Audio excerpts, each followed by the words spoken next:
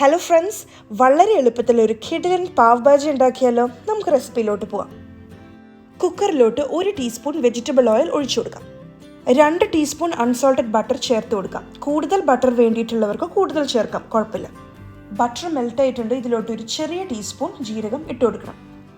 Super മാർക്കറ്റ്സിൽ വളരെ എളുപ്പത്തിൽ available ആയിട്ടുള്ള പാവ് ഭാജി മസാല 1 ടീസ്പൂൺ നമുക്ക് ഇതിലോട്ട് ഇട്ട് കൊടുക്കാം.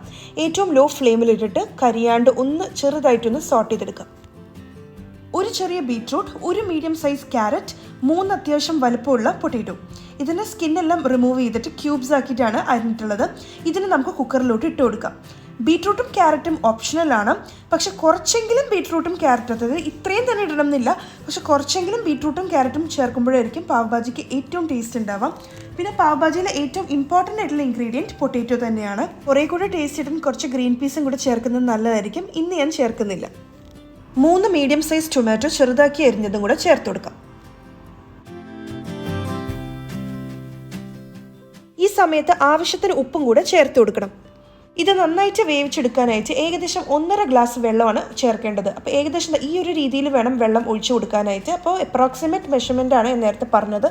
ഇനി നമുക്കിതിനെ മൂടി വെച്ചിട്ട് മീഡിയം ടു മീഡിയം ഹൈ ഫ്ലെയിമിൽ 3-4 വിസിൽ വരുന്നവരെ വേവിച്ചെടുക്കാം. മറ്റൊരു പാനിലോട്ട് 1 ടീസ്പൂൺ സൺഫ്ലവർ ഓയിലോ കെനോല ഓയിലോ ഒഴിച്ചു കൊടുക്കാം.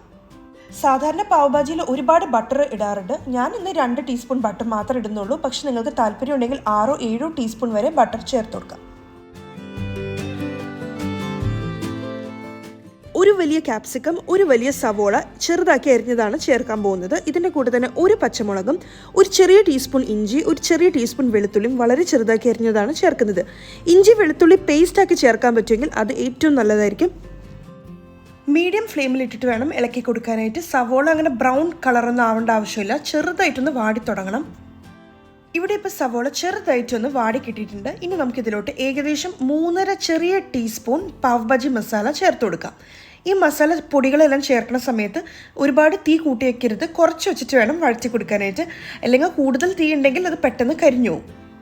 ഓരോരുത്തരുടെ എരിവ് അനുസരിച്ച് കാശ്മീരി ചില്ലി പൗഡർ നമുക്കിതിലോട്ട് ചേർത്ത് കൊടുക്കാം. ഞാനിവിടെ 1 വലിയ ടീസ്പൂണാണ് ചേർക്കുന്നത്. നമ്മൾ സ്ട്രീറ്റിൽ നിന്ന് വാങ്ങിക്കുന്ന പാവ് ഭാജിയിലൊക്കെ അവർ റെഡ് കളർ ചേർക്കുന്നുണ്ട്, പക്ഷെ വീട്ടിലുണ്ടാക്കുമ്പം അതിൻ്റെ ആവശ്യമില്ല. പിന്നെ കാശ്മീരി ചില്ലി പൗഡറിന് തന്നെ നല്ലൊരു റെഡ് കളർ തരാനും പറ്റും. നമുക്കിതിലോട്ട് 2 ടേബിൾ സ്പൂൺ ചോപ്പ് ചെയ്ത മല്ലിയിലയും കൂടെ ചേർത്ത് കൊടുക്കാം.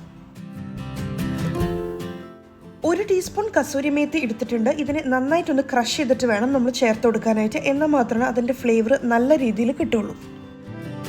എപ്പോഴും മീഡിയം ലോ ഫ്ലെയിമിൽ ഇട്ടിട്ട് വേണം ഇതിനെ വഴറ്റിയെടുക്കാനായിട്ട്. നമ്മൾ ചേർത്തിട്ടുള്ള എല്ലാ പൊടികളുടെയും പച്ചമണം ഒന്ന് മാറിക്കിട്ടണം. പിന്നെ നമുക്ക് കുറച്ച് ബട്ടർ കുറവ് തോന്നുവാണെങ്കിൽ ഈ സമയത്ത് കുറച്ച് എക്സ്ട്രാ ബട്ടറും കൂടെ ചേർക്കാം. അതൊക്കെ ഓരോരുത്തരുടെ ഇഷ്ടം അനുസരിച്ചാണ്. എത്ര ബട്ടർ വേണമെങ്കിലും നമുക്ക് ചേർത്ത് കൊടുക്കാം. എന്നിട്ട് ഇതിനെ നന്നായിട്ടൊന്ന് വഴറ്റിയെടുക്കാം. കുക്കറിൽ വേവിക്കാൻ വെച്ചിട്ടുണ്ടായിരുന്ന വെജിറ്റബിൾസ് വളരെ നന്നായിട്ട് വെന്ത് കിട്ടിയിട്ടുണ്ട്. നമ്മൾ നേരത്തെ സവോളയും ക്യാപ്സിക്കും എല്ലാം ഇട്ട് വഴറ്റിയ ആ മസാല കൂട്ടിലോട്ട് ഇതിന് ഇട്ട് കൊടുത്തിട്ടുണ്ട്. ഇനി നമുക്കിതിനെ നന്നായിട്ട് മിക്സ് ചെയ്തെടുക്കാം. അപ്പോൾ ഇപ്പോൾ കുറച്ച് കൂടുതൽ വെള്ളം ഉള്ളതുപോലെ നിങ്ങൾക്ക് തോന്നുവാണെങ്കിൽ തന്നെ കുഴപ്പമൊന്നുമില്ല. തീ കൂട്ടി വെച്ചിട്ട് ആ വെള്ളത്തിനെ നമുക്കൊന്ന് വറ്റിച്ചെടുക്കാം. അപ്പോൾ ഇതിൻ്റെ കൂടെ തന്നെ നന്നായി വെന്തിട്ടുള്ളതുകൊണ്ട് തന്നെ നമുക്ക് നന്നായിട്ട് ഈ എല്ലാ വെജിറ്റബിൾസിനെയും മാഷ് ചെയ്തെടുക്കണം. നല്ല പേസ്റ്റ് പരുവം ഇതിനെല്ലാത്തിനെയും മാഷ് ചെയ്തെടുക്കണം. അപ്പോൾ കണ്ടില്ലേ, നല്ല പെർഫെക്റ്റ് ആയിട്ട് ഇതിനെ മാഷ് ചെയ്തെടുത്തിട്ടുണ്ട്. നല്ല കുറുക്ക് പരുവം എടുത്തിട്ടുണ്ട്. അതുകൊണ്ടാണ് ഞാൻ പറഞ്ഞത് കുക്കറിലിട്ട് വേവിക്കുന്ന വെജിറ്റബിൾസ് എല്ലാം വളരെ നന്നായിട്ട് വെന്താൽ മാത്രമാണ് ഇതുപോലെ ഈസി ആയിട്ട് നമുക്ക് കുറുക്ക് പരുവം മാഷ് ചെയ്ത് എടുക്കാൻ പറ്റുള്ളൂ. അപ്പോൾ ഒരുപാട് വെള്ളം ഉണ്ടായതൊക്കെ നന്നായിട്ട് വറ്റി വന്നിട്ടുമുണ്ട്. അപ്പോൾ ഇതൊരു കറക്റ്റ് പരുവമാണ്. ഇനി നമുക്ക് ഓരോരുത്തരുടെ പുളി അനുസരിച്ച് നാരങ്ങ നീര് ഒഴിച്ചു കൊടുക്കാം. ഒന്ന് ടേസ്റ്റ് ചെയ്ത് നോക്കിയപ്പോൾ കുറച്ച് ഉപ്പിൻ്റെയും കുറച്ച് പുളിയുടെ കുറവും തോന്നി. അപ്പോൾ കുറച്ച് ഉപ്പും പിന്നെ കുറച്ച് നാരങ്ങ നീരും കൂടെ ചേർത്ത് കൊടുത്ത് മിക്സ് ചെയ്യുവാണ്. അപ്പോൾ അല്പം കട്ടി കൂടി പോയിന്ന് തോന്നുവാണെങ്കിൽ നേരിയ ചൂടുവെള്ളം ഒഴിച്ചു കൊടുത്തൊന്ന് മിക്സ് ചെയ്ത് കൊടുത്താൽ മതി. കുറച്ച് ഒഴിച്ചാൽ മതിയാകും. കുറച്ചധികം മല്ലിയിലയും കൂടെ ചോപ്പ് ചെയ്തത് ചേർത്ത് കൊടുത്ത് ഓഫ് ചെയ്യാം.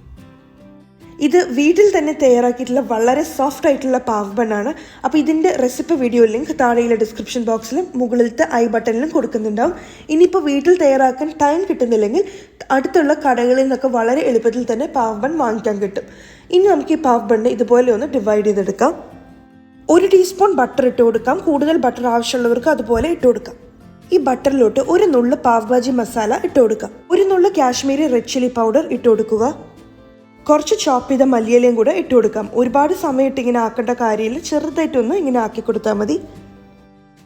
പാവ് ബൺ നമ്മൾ ഡിവൈഡ് ചെയ്ത ഭാഗമോ ഓപ്പൺ ആയിട്ടുള്ള ഭാഗം ഇതിലോട്ട് ഇങ്ങനെ വെച്ച് കൊടുത്ത് നന്നായിട്ട് ടോസ്റ്റ് ചെയ്തെടുക്കാം. ഇതിനെ തിരിച്ചും മറിച്ചിട്ട് ടോസ്റ്റ് ചെയ്തെടുക്കാം. അപ്പോൾ നല്ല പെർഫെക്റ്റ് ആയിട്ടുള്ള പാവ് ഭാജിയാണ് ഇവിടെ റെഡി ആയിട്ടുള്ളത്. ഇതുപോലെ നമുക്ക് സെർവ് ചെയ്യാം.